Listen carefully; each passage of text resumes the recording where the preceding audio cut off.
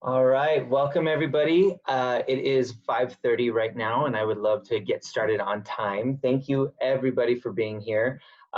We are so excited that you are here. I understand that these are challenging times for many reasons, but we are happy that you were able to join us tonight for the SoloVAX project with the COVID speaker series. We have a lot of other speaker series coming up. We're doing one a month. Coming up all the way up until about February right now, and then we will continue to find new topics as we move forward with the COVID-19 and our speakers as well. I wanted to thank everybody for participating tonight again. Please, if you have a quick moment while I'm speaking, feel free to type into the chat your name, your grad year, where you're Zooming from today. We always love to know where we've been getting people. We've been getting people all across the country, all across the world. So please feel free to share that information if you would like to. Make sure that you change who you're talking to on there from all panelists to all panelists and attendees so that everybody else can see as well. We have a lot of people here tonight. Out of everybody, we would like to throw out a special thank you to all of our members. We have a total of about 29 members here tonight. 12 of those members are lifetime members, as well as one grad pack member, which means they've graduated within the past year. We are so excited to have you guys here. Without you guys, we would not be able to host events like this.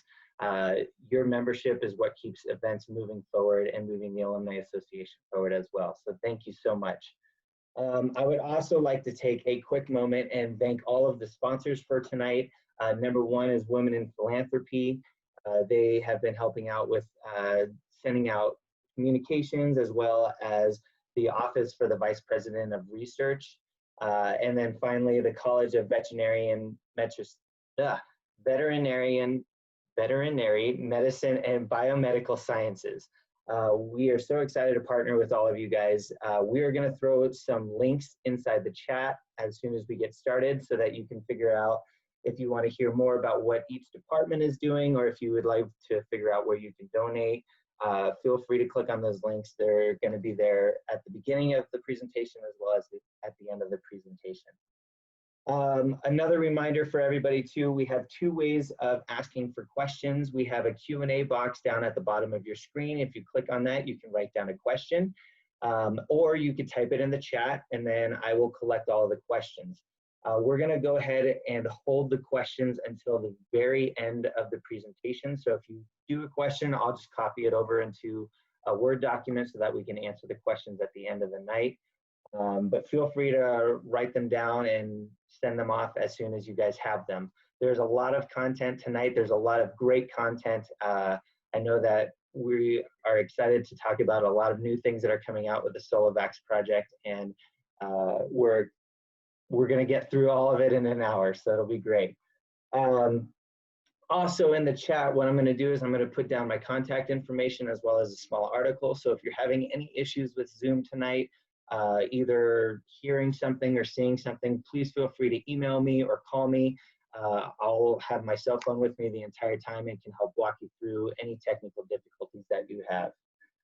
At this point, I would love to throw it over to Ray Goodrich. He is the Director of Infectious Disease Research Center here at CSU. Excuse me. He has been working on medical research for over 29 years.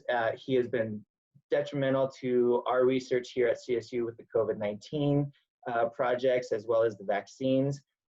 And on that note, I'm going to stop talking, and Ray, go ahead and take it from here.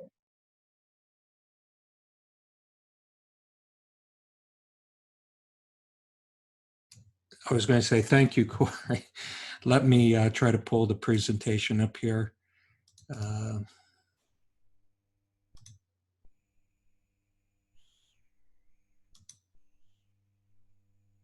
Okay, there we go. So first of all, I'd like to just introduce myself very briefly. As Corey said, my name is Ray Goodrich, and I serve as the Executive Director of the Infectious Disease Research Center here at Colorado State. I also have a faculty appointment as a professor in the Department of Microbiology, Immunology, and Pathology Spent most of my career working in industry. Came here to Colorado State 4 years ago. Most of my work is focused around investigating methods to prevent transfusion-transmitted diseases. And my research has been focused in that area of transfusion-transmitted diseases, ways of preventing them, ways of intervening with the infection process that occurs when people are transfused with those types of products. I came to CSU about 4 years ago, as Corey was describing, with the idea of taking on this role here as the executive director of the Infectious Disease Research Center, just to give people a little bit of background as to who we are and what we do. It really is an amazing institution here at CSU. Has its founding back in the early to mid 2000s as part of the National Institute of Allergy and Infectious Diseases, National Institute of Health, formation of what were known as regional biocontainment labs.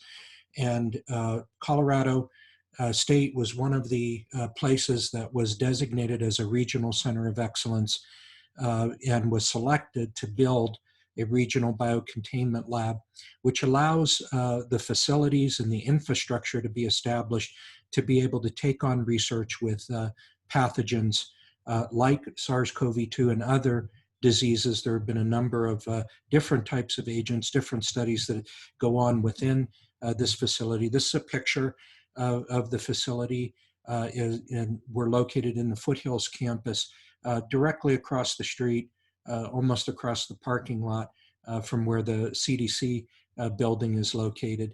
That's their Center for Vector-Borne Diseases as part of the CDC operations.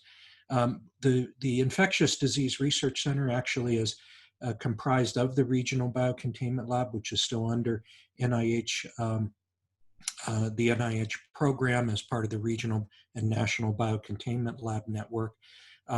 We also have the Research Innovation Center, which is a mix of faculty groups that are working on infectious diseases, studying them, as well as private sector companies that locate in the facility. The idea is to put companies together with academic groups to foster more rapid development, acceleration of ideas that can move their way from the bench into the commercial world where they become available.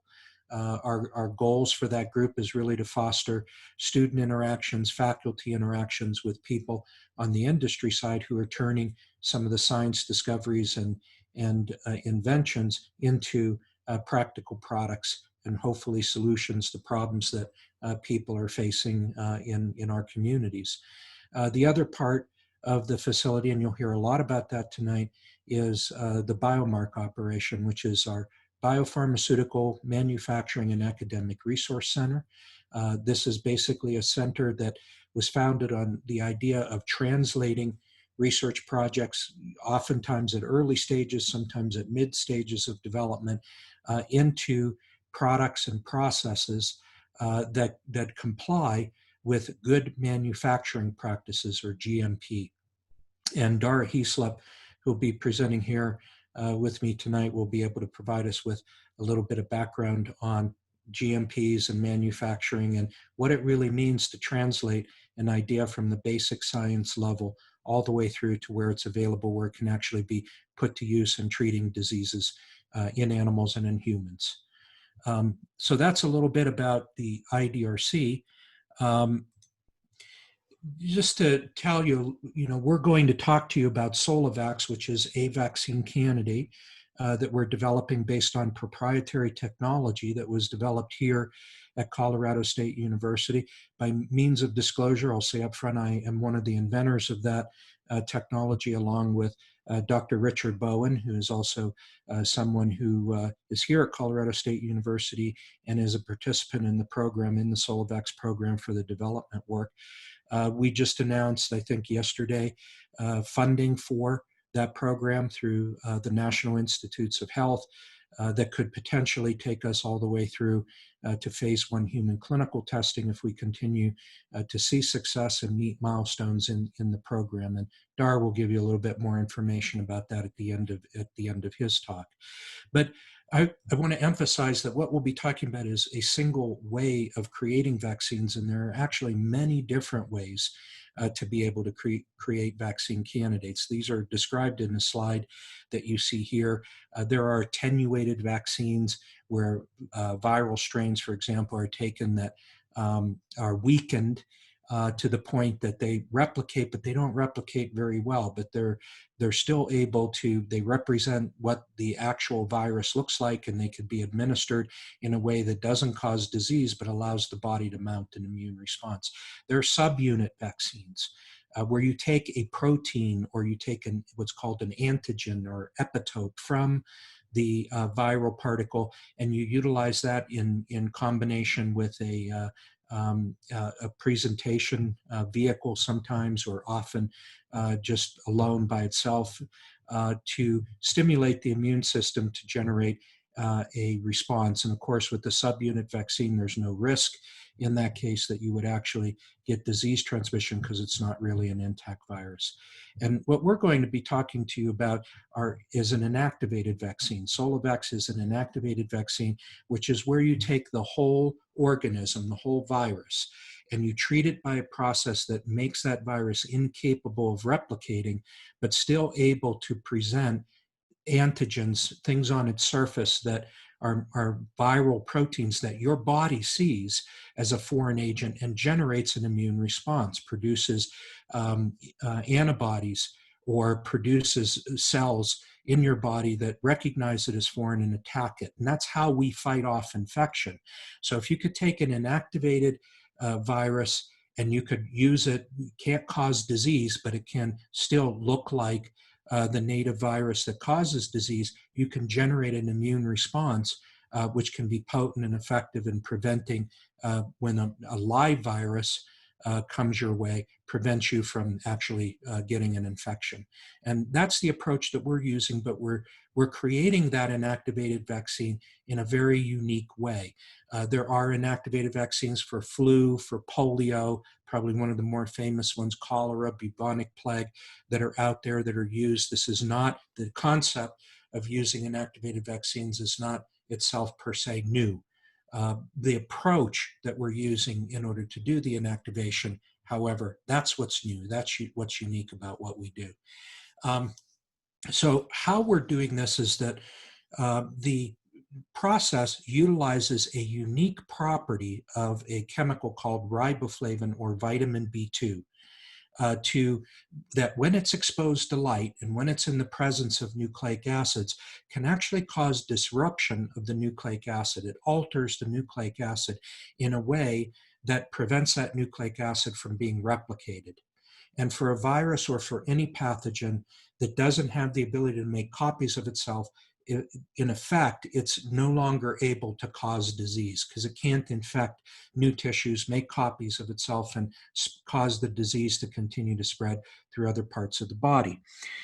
This is an approach that's actually based on some technology that I developed back in the late 1990s, early 2000s, and is currently used in locations outside the US and different parts of the world to treat blood products to prevent transfusion-transmitted diseases. So that's where the concept came from.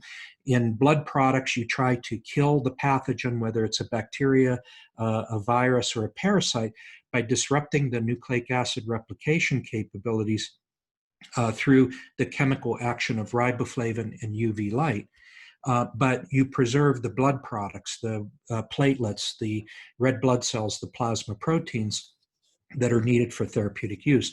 Those components don't contain nucleic acid, so you don't have to worry about anything being affected with regard to nucleic acids as it relates to those blood elements. So this is a way to inactivate the pathogen that may be present in blood to hopefully prevent transfusion-transmitted disease. And there's a lot of data that's available out there. The product has been used in continuous use since 2007 and continues to be used in various locations around the world today, with a lot of experience behind it. Because this is riboflavin or vitamin B2, it's actually a relatively innocuous chemical. There's not toxicities associated with it. And so it makes this process very amenable to being able to do on a small scale, on a large scale, in a general manufacturing environment, which is important if you're going to develop processes to do the inactivation. I describe this process often as you see in this diagram here, as if you had an egg and you were somehow able to scramble it without breaking the shell. So it still looks like an egg, and you don't really see the disruption until you open it up. That's what we're doing when we do this process. And the idea is that we can disrupt that nucleic acid, we could prevent virus replication, but we preserve how it looks. We preserve those proteins, these little red spikes that you see on the outside of the viral particle. And that's very good if you're trying to use this agent as something to present to the immune system as a way to target an immune response that could then protect you against infection when your body sees a live virus. That's the concept. And the advantage of this approach over more conventional methods is with the idea that because we're just doing nucleic acid-based chemistry very specifically, we're not damaging the proteins, those antigens remain intact.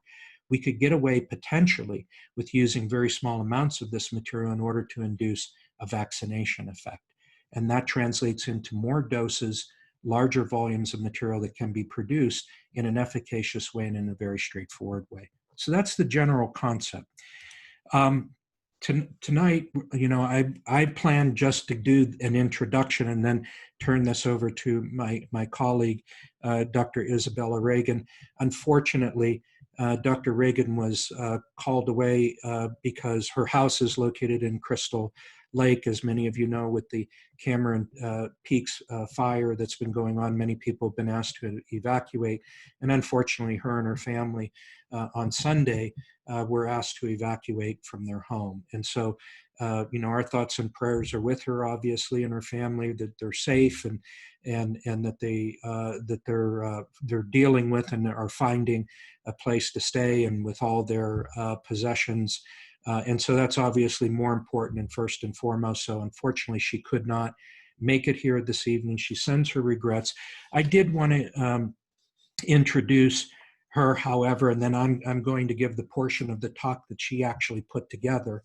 But Dr. Ragan is really an amazing person and has been a fun, a key part of the team that's been working on this project here at CSU. She's a first-generation American and Colorado native from Colorado Springs, Colorado. She received her bachelor's degree at Colorado College in 2009. And during her undergraduate studies pursued a microbiology degree and was inspired to become a veterinarian. She moved to Manhattan, Kansas to attend Kansas State University College of Veterinary Medicine, received her DVM in 2014 and her PhD in 2018. In 2018, she became a postdoctoral fellow in Dr. Richard Bowen's lab in the Biomedical Sciences Department here at CSU, and that's where she works currently. Her research includes evaluating agents with public health impacts such as Zika virus, yellow fever virus, dengue virus, Rift Valley fever virus, and additionally, she works on animal models and diagnostic development against high consequence pathogens. When COVID-19 came along, just as with many of us, her lab actively started investigating potential animal reservoirs for that virus, as well as testing numerous antiviral and vaccine candidates, including SolaVAX, which we'll be talking about tonight. Her veterinary training and high containment laboratory experience is guiding her into a career in agro-defense and bioterrorism with the mission to protect animal and human health from emerging and re-emerging pathogens. So it's regrettable that Izzy can't be here with us tonight. I'll do my best to present her material, and hopefully there'll be an opportunity in the future for many of you to meet her and to hear about this information from her firsthand. So move to the next slide here. First of all, a little bit of background on coronaviruses. I think obviously everyone has heard about this, but just to give you a little bit of background, corona really means crown. And if you look at the virus morphology, that cartoon I showed you previously is very similar to the model that you see here. It looks like a sphere with these proteins sticking out from the surface, or spikes sticking out from the surface. And that forms the crown around the outside of the virus. These human coronaviruses have been around for a while. They were first discovered in 1965. They're all of animal origin. They've been discovered in mammals and birds going back to the 1930s. So there have been a variety, and this is often a case where animal viruses can precede our identification of the same types of viruses that infect humans as they did in this case. COVID-19 is the name of the disease. The virus that causes COVID-19 is known as SARS-CoV-2, which stands for Severe Acute Respiratory Syndrome Coronavirus 2. So that's a mouthful. So it's often been abbreviated to SARS-CoV-2. It's the 7th human coronavirus that's been identified. And there have been several cases in the past, kind of warning shots, I would say, of how critical these viruses could be. There was, for example, an outbreak of SARS-1 as it's now known, in South China in the 2002 to 2003 timeframe, where 29 countries and 3 continents there were people that were infected, over 8,000 cases. MERS, which stands for Middle East Respiratory Syndrome, is another coronavirus. Again, it's an agent that broke out in a period from 2012 to 2020, January 2020, over 2,000 cases and 866 deaths as a result. So what's interesting about these is that they showed us how infectious these could be, how they could spread very quickly, that they could cause death in certain individuals, but they came and they went pretty quickly in those timeframes. And so interest kind of waned during the intervening period. And then until the emergence of this coronavirus, the SARS-CoV-2 virus, which appeared in 2019 and really began impacting people significantly with the epidemic and then pandemic, starting in the 2020 timeframe, which we've all been living through. What's important to know about this virus is, in terms of its impact, is it's caused by the virus actually binding to a receptor that's present in our cells. And what's unique about this virus is what that receptor is. It's a receptor is called ACE2, angiotensin converting enzyme 2. And this is a protein that's present on the surface of many different types of cells. That's how the virus gets in to the cell. It binds by those spike proteins onto the human ACE2, which is present in the cells. It gets into the cell and then it starts replicating itself. And that's how disease gets propagated. Well, because many different types of cells in the body have this receptor, that's why the symptoms are often very diverse and why the outcomes affect people differently. It's present in the intestine, so you have gastrointestinal issues. It's present in the lung, obviously, which causes a lot of the respiratory problems. It's present in the brain. It's present in the nasal passages and in endothelial cells and smooth muscle cells. So there are a lot of these receptors that are at different parts of the body. And therefore, those tissues can be infected by the virus. And that's why the symptoms vary so much, why the disease is so pernicious and often very difficult to get a handle on when you're treating patients who have been infected. In order to study this kind of a disease, you have to have models. You have to have ways of being able to evaluate how this infects the tissue. Before you can get to the point of developing a therapeutic or developing a vaccine, you have to have an understanding of a way that you could study it in a laboratory setting. And this is actually a picture of Dr. Ragan in the lab. It's actually in the mock BSL-3 lab that we have, because you can't go into the BSL-3 labs to do a lot of photographing. So we have a mock BSL-3 lab that we use for training and education purposes at the IDRC. And this is a photograph, but this is what it would typically look like inside the BSL-3 lab. Well, Dr. Bowen, Dr. Ragan, and Dr. Angela Bosco-Louth actually developed the hamster model here, which has been used in a number of different studies now, not only for SoloVAX, but other vaccine candidates, other therapeutic candidates, to study the effects in the body, and also to look at the potential efficacy of therapeutics and vaccine products that can be tested in this setting. And when you look at how the hamsters respond. The hamsters, by the way, their cells have these ACE2 receptors, and that's why they can serve as a model for the disease.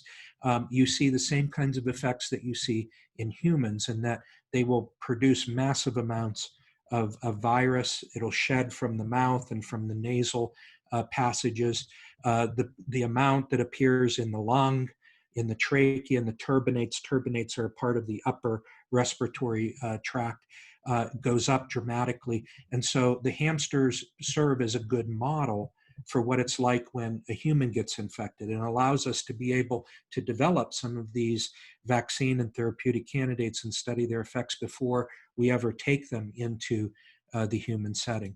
So the hamsters also show the kind of morphology in the lung. If you look at their lungs, they tend to feel the spaces tend to fill with what are called infiltrates, which are cells that have been activated. And that's part of the problem that occurs in patients who contract COVID-19. It's not only the damage that's caused by the virus, but the damage that ensues when you start responding, your body actually starts responding to the viral infection. There can be damage to the lung tissue that results in lower oxygenation, and ultimately in many of these cases results in the death of the patient. So the effects that we see in the hamster are very similar to what's been reported in people who contract both acute and chronic situations with, have a chronic exposure or experience with COVID-19 infection. And so it serves as a good model to test things out. And so we very early, back in February, with support, very gracious support from the Office of the Vice President of Research and our Dr. Alan Rudolph, who is our Vice President of Research here at CSU, provided us with some initial funding to go and test this concept of growing up the virus, doing the inactivation step using the equipment and disposables and solutions that are used in the blood bank setting today, and then evaluating the effect of what happens if you don't give the vaccine. And we looked at two different routes of inoculation, vaccination. SC stands for subcutaneous, just under the skin. IM is intramuscular, so it's deeper into the muscle, because you could see different effects based on how a vaccine is administered. And then we looked at vaccinated with the inactivated material, or in combination with chemicals that are called adjuvants.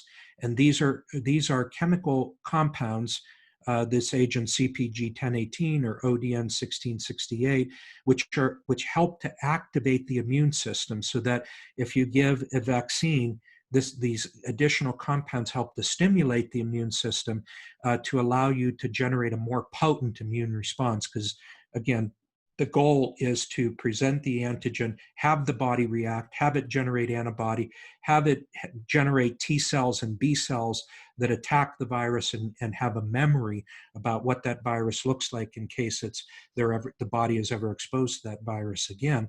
And so these adjuvants can trigger that kind of an immune response. Well, when we did these vaccinations, and the way it's done, you give the vaccination, you wait 21 days, and then you give a boost to the vaccine.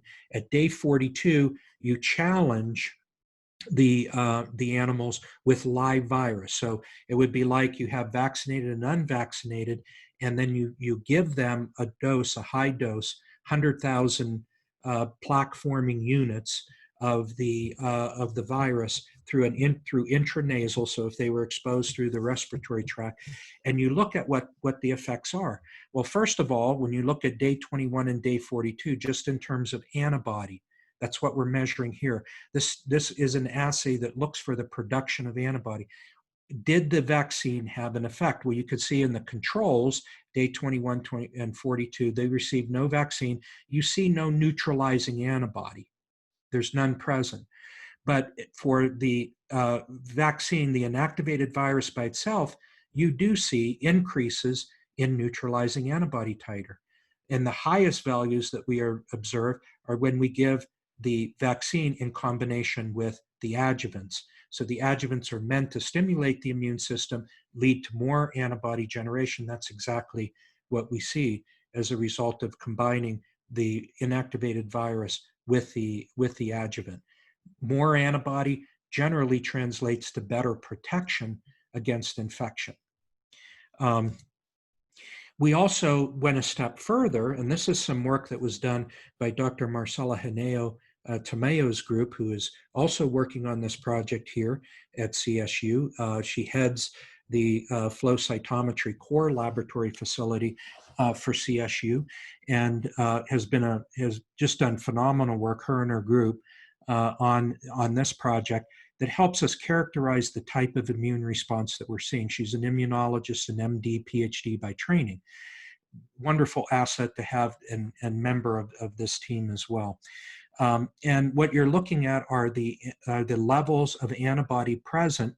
The black line represents the non-vaccinated animals, and the lines that you see here represent different groups of the whether they received the inactivated virus alone or in combination with the adjuvants, those chemicals that activate the immune system. And these are important because we see things like in the receptor binding domain, so that portion of the spike protein that's associated with the piece that actually attaches to the cells. If we generate antibodies against that and those antibodies stick there, what they'll do is they'll prevent the virus from entering into the cell and infecting it. And so that's a way of effectively vaccinating against the disease being spread to other parts of the body. Same thing with the S1 and S2 proteins. And again, what we saw with this, which is very positive signal, is that administering the vaccine was able to generate these powerful neutralizing antibodies at relatively high levels, and definitely at levels much higher than the non-vaccinated group to provide protection against subsequent infection. Well, when we challenge these animals at day 42, and then the animal, we evaluate them at day 45, so 3 days later, when the viremia would normally be peaking and we would normally be seeing a lot of tissue damage and a lot of shedding of new virus, which indicates that the virus has been infecting new cells, we can actually look at how much virus is being shed. And what you see is that in all the vaccinated groups, these levels, this stands for days post-infection, we're seeing levels decrease dramatically in the groups that were vaccinated, whereas they're still, even after 3 days, remaining relatively high. This is on a log scale, which stands for example, 1,000 to 10,000 to 100,000 viral particles detected within those samples. So these stay relatively high, whereas we begin to see, particularly with the SoloVAX or with the SolaVAX in combination with the CpG 1018 adjuvant, we begin to see those levels drop off dramatically. An indication that the vaccine was actually effective at stimulating the immune system enough to prevent infection of the tissue and propagation of the virus inside the body.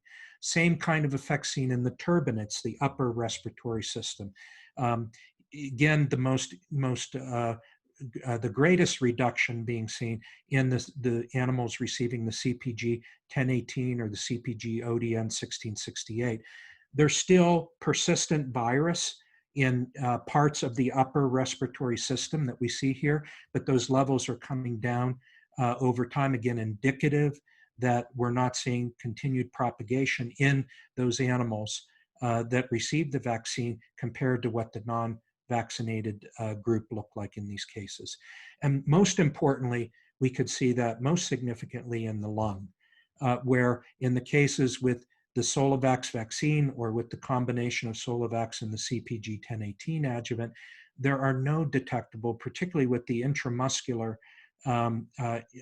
route of vaccination, no detectable virus seen in the trachea, no detectable virus seen in the cranial lung, which is actually a portion of the lung. We look at the upper and lower portions of the lung to see if the infection is spread. And you can compare that to the non-vaccinated groups, which have very high levels of virus being expressed because that virus is infecting cells, it's propagating, it's causing new disease. Or in the caudal lung, another part of the lung, again, no evidence that we're seeing propagation of the virus, meaning the vaccine is doing its job in preventing infection from occurring. So this is Dr. Marcela Henao-Tomeo and Dr. Mark Stenglein, who have been actively involved in the program as well, doing research on the immunology, research on the effects that the treatment process has at the molecular level, at the genetic level, in response to both the unvaccinated as well as the vaccinated groups. And again, some impressive data which I think, generated here at the CSU core flow cytometry and the CSU next generation sequencing lab. It just speaks to the assets and the capabilities that exist here at CSU to be able to do these kinds of studies. We can actually look at different cell types and understand what's happening in the vaccinated and the non-vaccinated groups. Are there differences between those that received the adjuvant and those that did not? We can actually see what those differences are. Just to summarize, for example, some of the data that Dr. Henao-Tomeo's group has found is that we see that in the vaccinated groups, cells producing IL-6 are reduced. That's good. If you've heard a little bit about the effects of COVID-19, one of the effects is that it causes cytokines and signaling agents that are inflammatory responses to actually increase. And what we're seeing from this data is that if they're vaccinated, in these cases, we actually see those cells that are able to produce IL-6 go down. Total CD8 cells in circulation are increased in the vaccinated animals. So those immune cells that are responsible for fighting off disease, recognizing foreign agents and mounting an immune response, they're actually increased in the animals that receive the vaccine, another very positive signal. We also see that animals that received the adjuvanted vaccine, IM, so intramuscularly, had less subsets of circulating cells expressing IL-6 or TNF-alpha, another one of those inflammation-inducing types of cytokines that have been associated with individuals who are infected with this disease. So all of that is very positive from the fact that we're not just generating antibody, but we're generating cellular immune responses against the virus when we vaccinate the animals in advance. Dr. Henao-Tomeo's group and Dr. Stenglein groups have actually been able to take this a step further, where we can actually look at what's happening at the genetic level using a technique called single cell sequencing to determine, what's happening at the genetic level. How are cells responding to this virus and to the vaccines? And this is some really elegant work, which I can't do justice to describe here in short amount of time that we're talking, but is really a wonderful way of being able to look at different cell populations that exist in the body, NKT cells, CD8 cells, CD4 cells, and look at the genetic level for specific markers in those cells, and we can compare what that looks like in terms of things like inflammatory monocytes, natural killer cells, dendritic cells, and what differences we're seeing as a result of having an unvaccinated group and comparing and contrasting that with what we see with the vaccinated group without and with the different adjuvants that we were using in this initial work. And what's quite remarkable in what we see is that, and I'm just going to summarize here, overall, the results show that genes for inflammation are downregulated significantly compared to group 1 in all of the vaccinated groups that we tried. compared to group 1, which was the non-vaccinated control. So there's definitely a benefit that we're seeing as a result of vaccination in downregulating the genes that are associated with inflammation in the cell types that we've looked at. The most significant effects that we saw were in the group that received the SoloVAX, the vaccine with the CpG 1018 adjuvant.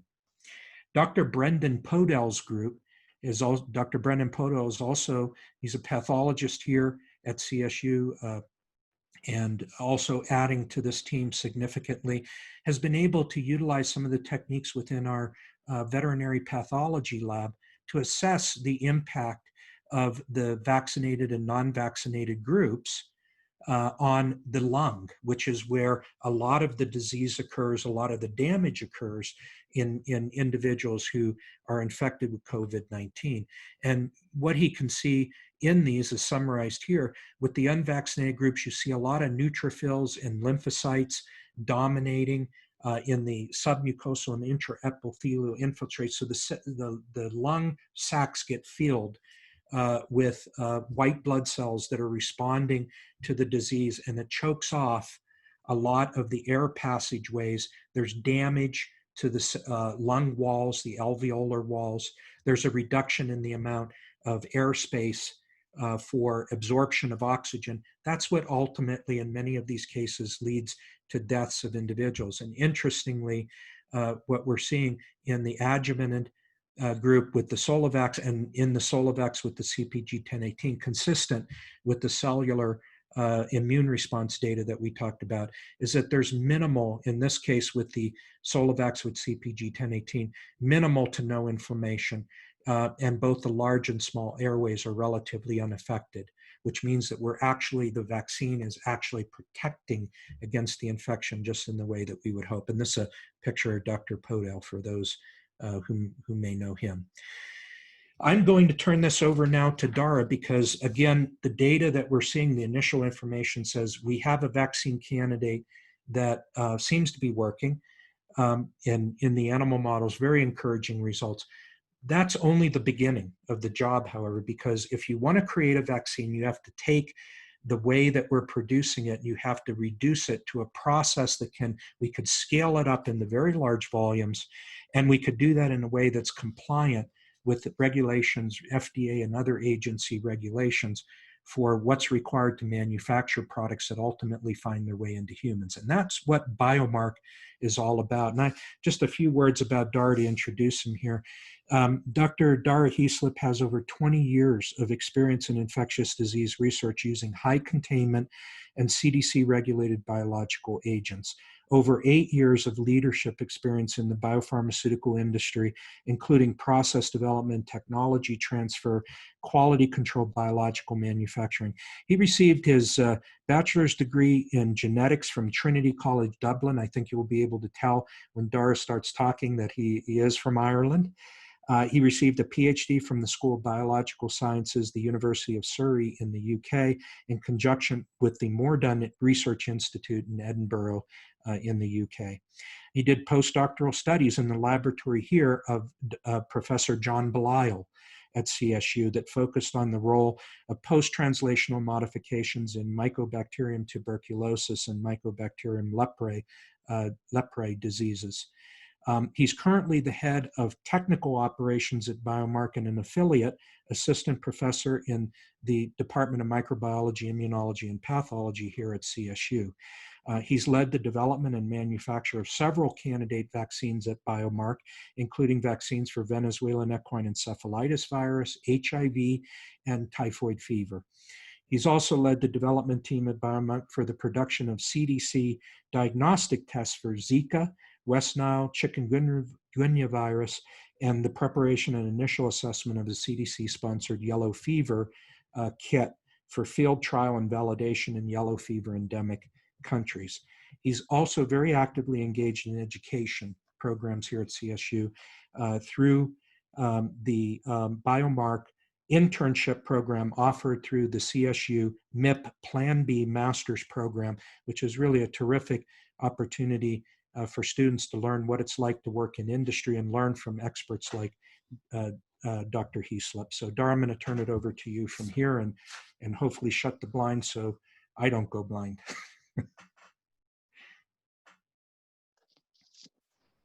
Thank you, Ray. Good evening, everybody. I'm just going to share my screen.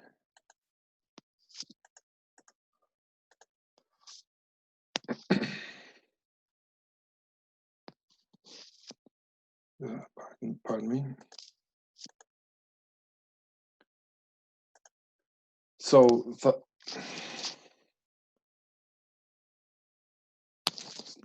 sorry.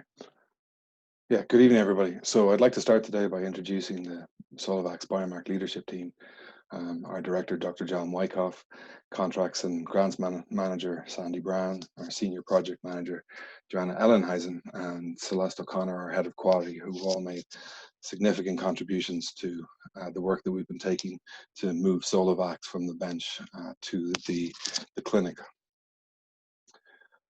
So our role is to build on the excellent work that's been going on here at CSU in terms of the development of some of the initial clinical data for the SolaVAX material, and to really start to develop and execute a process for the phase-appropriate CGMP production of SolaVAX.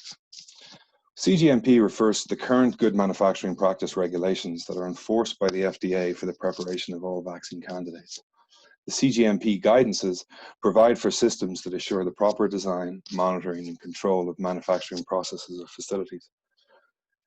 As we look at the aspects that we're working on, we break it down into three broad categories. We have process development of how we actually make the vaccine. We have the analytical method development, as well as the actual CGMP production. So within the process development, we're focusing on three principal areas. As Dr. Goodrich alluded to earlier, the virus is produced in mammalian cells, so we'll be talking a little bit about that. And then we have our mirror cell pathogen reduction technology inactivation step, so that we render it an inactive viral vaccine. And then, of course, we have downstream purification of the SolaVAX material following inactivation to ensure that the product that we're making meets the quality expectations for consideration and inclusion in clinical trials. The analytical method development is important as we develop the necessary test and analytical methods to demonstrate that the SolaVAX product that we're making meets the quality expectations for inclusion in clinical trials. And then right now, one of our primary goals is to make a sufficient material of the correct quality for inclusion in phase 1 clinical trials. The phase 1 clinical trials are considered first in-person trials where the candidate vaccine is tested in a small group of people, where the evaluation focuses on the vaccine candidate's safety, determine a safe dosage range, as well as identifying side effects. So overall, our goal is to move the vaccine candidate from the research bench, or in many cases, the small production scale capabilities measured in a few hundred milliliters, all the way to production scale at hundreds of liters and beyond. So, to further look at our proposed and typical process here, we have broken the process of the mammalian cell production, viral infection, and viral production is covered by what we refer to as our upstream process. So in this case, the SolaVAX material is produced in mammalian cells, and then we have initial concentration and initial purification of SolaVAX by tangential flow filtration, which allows us to both concentrate the material, partially purify it away from the cellular debris, as well as prepare it for inactivation, which in this case is achieved by the mirror cell pathogen reduction technology. Of course, an important component then is to demonstrate the confirmation of inactivation after we have treated the material, which to demonstrate that there are no remaining viral particles that are replication competent. Once we've achieved that, then the next stage of our process would be downstream purification, which is typically used by chromatography-based separation, where the virus is captured and the other components in the solution are allowed to pass through it. And this increases the purity of the viral vaccine. Finally, we look at formulation and fill, and the formulation in this stage is to create a correct excipient mix, as well as the buffer conditions that optimize the stability of the product and also allow for the inclusion, as Dr. Goodrich had alluded to earlier, of an adjuvant to boost the immune response to vaccine candidate. Importantly, the fill into the final vials requires us to look at, to ensure the product is sterile for use in clinical trials. Considering how we grow the cells and how we can scale that to increasing volumes for production, the mammalian cells we're using are anchorage dependent, which requires them to be cultured on a suitable substrate, and that substrate is specifically treated to allow cell adhesion and spreading. Traditional, more flatware, where the surface of the plate or surface of the plates provides anchorage support for cell expansion, and that's represented in the top set of images, where you can see an increasing in terms of from single layer plate to the second one is a 10 layer and all the way up to a 36 layer hyperstack. However, what's important to also remember is the media the cells are grown in. So the nutrient composition of that media needs to be maintained to provide optimal growth, as well as considering that media for downstream application of the viral infection and viral purification. One of the limitations of these traditional flatwares is that they require cultivation in an incubator, and then you could quite quickly run out of space. So one way to consider an alternative is to use microcarriers or beads, and that's represented by the lower set of images, where we can see a suspension of these beads, and that provides the necessary surfaces for the cells to grow on. This can then be used, these beads can then be used in conjunction with bioreactors, where we have a greater capacity to scale the operations from small scale, where we can just use stirred flasks, all the way to a bench scale, where the bioreactor controls temperature and other important considerations for both mammalian cell and viral cell growth are controlled by separately, and that can lead to all the way up to large-scale bioreactors, of which I started my slide with a 200-liter bioreactor, as you saw, and beyond that. And this allows for, as you can control things like speed and speed of the rotation of the impellers, you can control that through scalability. The next stage then, of course, is once we've grown a sufficient amount of cells, is to do viral infection and propagation of the cells. In this case, the virus is released into the supernatant, where we can harvest from that point. So we're also interested in looking at the increasing scale of the bioreactor and the SolaVAX yield relative to the bead constructs. So this is some data that we've been generating more recently, where the SolaVAX propagation on these microcarriers. I do want to highlight Ashley Anderson, who's leading out a lot of our efforts in looking at viral propagation on these cells and microcarriers. So we grew some adherent cells on microcarriers, and then they were infected with SARS-CoV-2. And then we measured the SolaVAX viral production each day post-infection. And that's done by assessing the number of viral particles present in the supernatant using a cell-based assay. So we can also assess the growth of the virus in the cells by the appearance of cytopathic effects, which is a change in the cell morphology due to viral infection. And oftentimes the virus causes lysis of the host cell, or when the cell dies without lysis due to an inability to produce. So what we can see here is our pre-infection.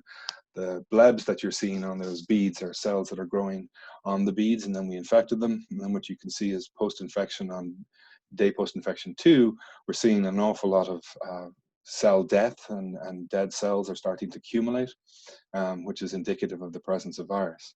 And we've been able to show that we see quite a lot of virus accumulation by DPI2, a little bit more into DPI3, but DPI2 seems to be the predominant level of our viral production, as presented here. One of the confounding issues then becomes, as we see an increase in the amount of cellular debris, we have to separate the virus from this debris. So that leads to our concepts of our downstream purification processes. And that composes a clarification step where we're principally looking at the removal of cellular debris. And we're looking at different pore size filtration that allows the virus to pass through and retains a lot of those larger macromolecular complexes and debris. And then what we're currently investigating is looking at these different filter types, and some of them are made of different material of construction, to ensure that we see optimal viral recovery and scalability, such that we don't see the virus binding to the filters or the pores, such reducing the overall viral yield. The next stage of our process then is to look at tangential flow filtration. So that allows the concentration and partial purification. So in this case, the pore sizes are significantly smaller, in which case we retain the virus in the retentate or in the material of interest and allow the passage of smaller particles and potentially contaminating host cell proteins or host cell DNA through. So we can do a partial purification. It also allows us to concentrate the material in preparation for mirror cell treatment.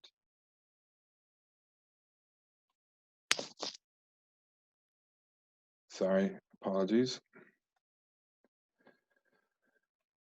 So once we've concentrated the material, the next stage in our process is the mirror cell PRT processing. And I wanted to highlight Lindsay Hartson, who is our resident mirror cell expert and has been leading the efforts to inactivate the virus and perform the studies that I'm going to describe.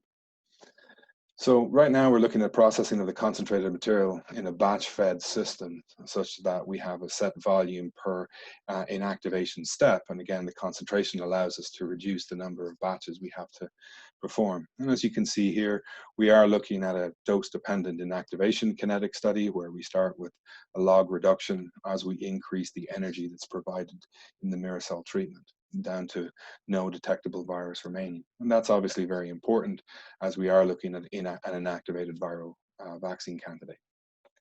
We're also interested, of course, in looking at statistical modeling to ensure that we are seeing complete inactivation and the possibility of doing more than one inactivation step to guarantee the material is inactivated. How we measure that is the absence of any replication competent virus and is confirmed prior to downstream purification. And currently, we're developing the use of a CPE-based assay. As I mentioned before, as the virus infects, infectious virus has an effect on the cells that you can measure. In this case, because we are realistically looking at a needle in a haystack where the majority of the virus would be considered inactivated, but we are trying to determine those viral vaccine, those remaining few replication competent viruses. The CPE assay has a two-stage process, where in the initial pass, we just look at growing the virus in cell culture monolayers. And the second pass, then we're looking for actual CPE, the present, whereby the first pass provides an opportunity for any remaining virus to expand. And the second pass allows us to assess the CPE relative to that virus.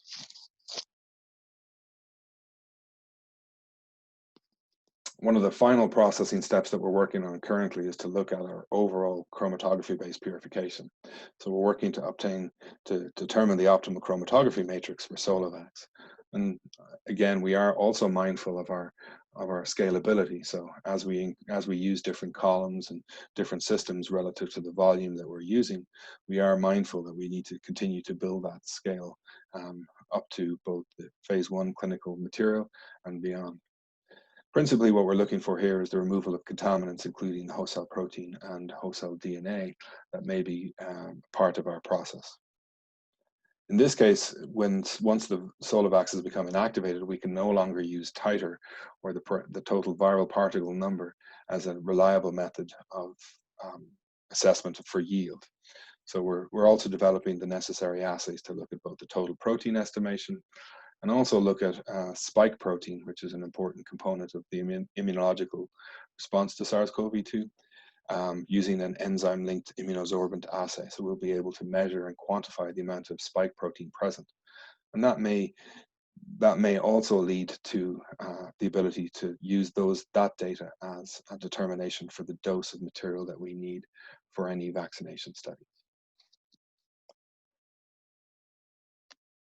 As I mentioned earlier, another important component of our ongoing process development is to look at the analytical method development.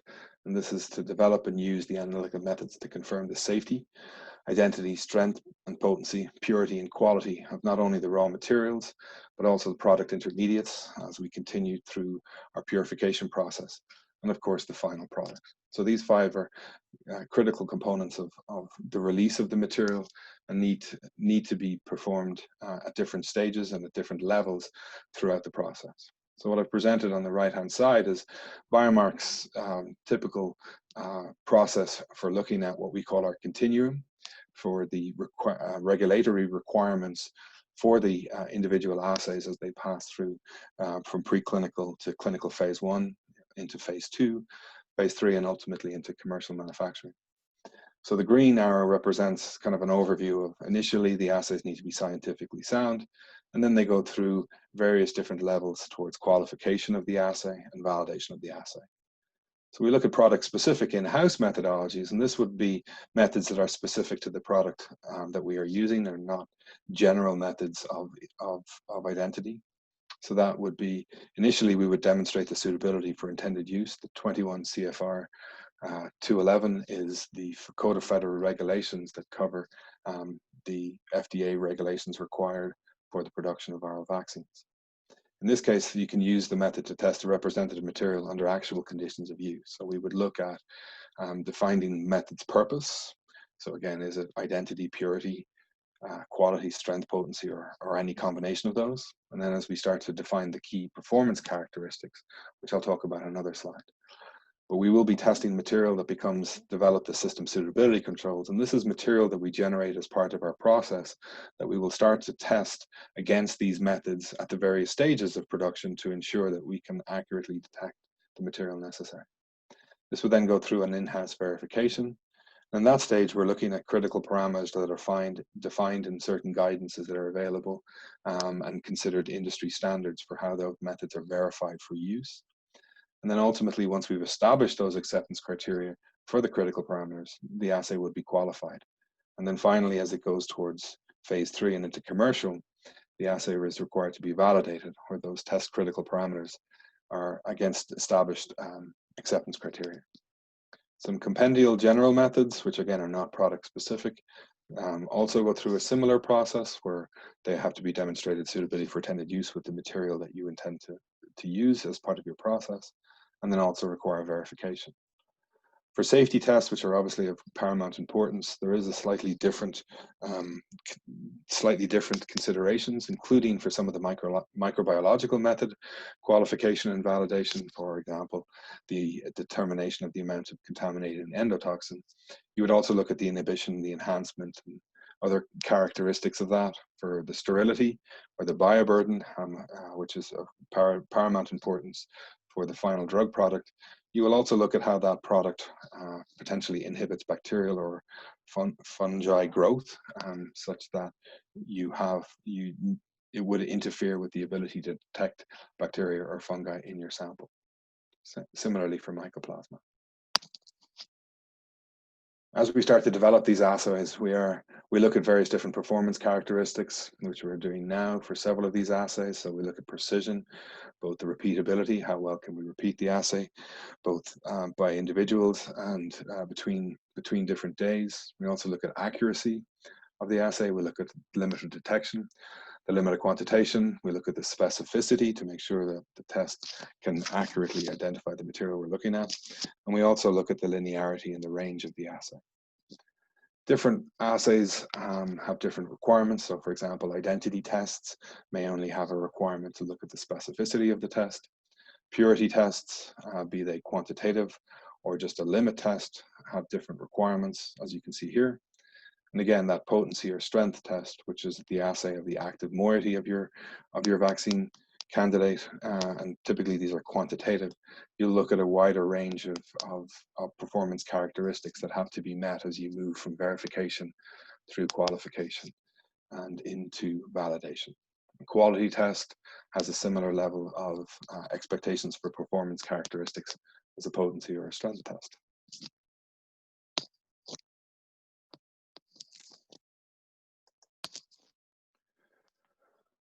So one of the things I wanted to present here was the test that we're currently working on. I do want to note that this is not a complete list of the expected testing that will be performed on the product, but I have selected these tests for illustration purposes. So as we mentioned before, the CPE assay for the detection of recombinant or replication competent virus, that's a qualitative test, and that would have its purpose as being safety. Obviously, we want to make sure the material has been validated to be inactivated before we can proceed.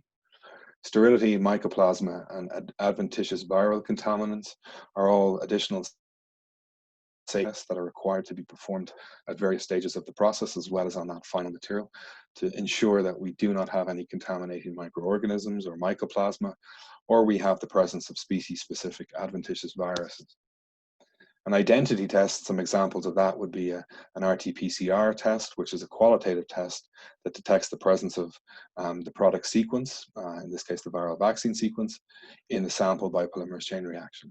We can also use something like an SDS page or a Western blot, which detects the viral proteins using the highly specific interaction of antibodies to their antigen.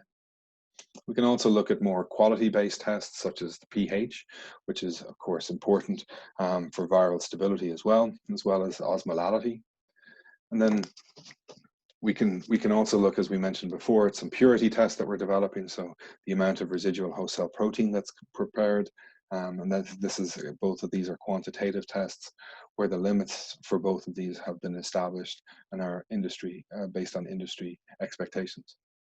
Finally, then for the strength and potency testing, both of these would be more strength tests, where we look at the total protein amount present, and this is the total estimation of the viral proteins present, as well as a more specific, looking at the concentration of a particular viral antigen. As I mentioned before, this could be something like the spike protein. Just wanted to discuss in brief some of the funding partners that we've had for the work that we've done. BARDA has partnered with us to look at some of the early development of the SoloVAX vaccine platform. They are very interested in developing this as a platform for SARS-CoV-2.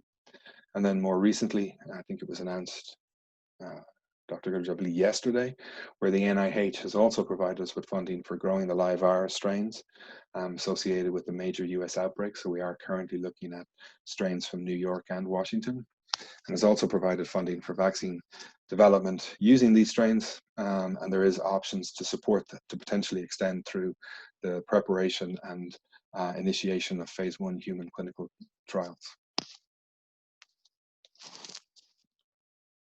That, I'd like to thank you and thank you for the opportunity for us to share the work that we've been doing on SolaVAX.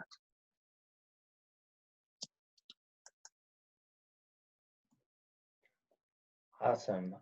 So we have a couple, I know that it's 6:36, so if people have to leave, by all means, you guys are free to go. We will be posting the recording of this on our YouTube channel. I posted that in the chat a little bit earlier. We have a couple of questions as well. So I don't know, can you guys hit the Q&A button on your screen? I know that there's one question in there if you want to answer that one. Yeah, so for Dr. DiMartini asked the question, have you considered to improve inoculating the hamsters intranasally to improve the likelihood of inducing mucosal immunity to the virus? Very good question. We have considered that. We have not done that at this stage. So part of the funding from NIH will support 3 additional challenge studies where we can work out issues associated with what's the best dose, what's the best route of administration. Like from the first study, it's very clear that the subcutaneous did not work as well as the intramuscular. Which type of adjuvant, or how important is the adjuvant?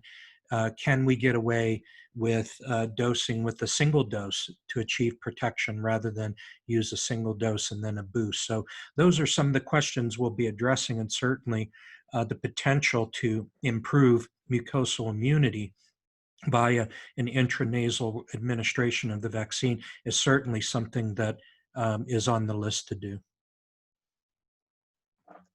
Awesome. I also got another question a little bit earlier on today too, saying what, if you can answer, what is your non-political assessment of the viability of the administration's push to get a vaccine out by November? I don't know how you answer in a non-political way, a political question. Yeah, I think that certainly what I would say is that everybody's doing their part to try to advance this work, as quickly as possible.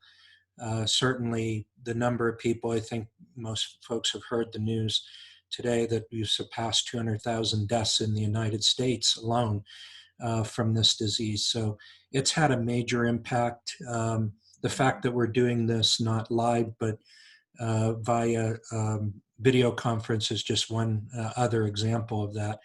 So I think, everyone has their predictions of when a vaccine may be available. I do believe that there are appropriate mechanisms. Darragh described to you many of the things that any vaccine manufacturer, it's not just for SoloVAX, but any vaccine manufacturer has to go through to demonstrate that the product is safe and has some potential for efficacy. And that's just to get what he was describing, just to get to phase 1 human clinical trials. And generally, there are anywhere from 1 to 4 clinical trials that are done in the development program for new drug candidates, new therapeutic, new vaccine candidates. So there's a long way to go. I've always described this as being a marathon, not a sprint. And there's still about 10 miles to go down the road here. So, time will tell. I think everyone will do their part in trying, including us, in trying to move as quickly as possible. I think that there are protection mechanisms and there are standards in place that will assure that, vaccines will be properly vetted and evaluated before they reach large numbers of humans in the clinical studies. And most of the major vaccine manufacturers have come out with statements to that effect. And you've even seen one of them, for example, AstraZeneca, stop their clinical trial in phase 3 studies because of concerns over reactions that a small number of individuals were having until they could understand those further. Well, I don't have any other questions, so I put in the chat again a couple of links where you guys can look at what else CSU is doing as far as research, different departments that have supported us, and then ways to donate if you're ever interested in donating. Like I said too, we will have this up on our YouTube channel hopefully by the end of this week, and we will send out the PowerPoint presentation to everybody as well so that you can review it and look at it yourself on your own time as well. Again, thank you so much for making it out tonight. Thank you guys for presenting tonight. This was fantastic. And we look forward to having more of you guys in the future, as well as hearing more about what's going on with our research on COVID-19. So thank you, everyone. Thanks for being out here tonight. Terrific. Thank you. Thank you. Yeah, thank you, guys.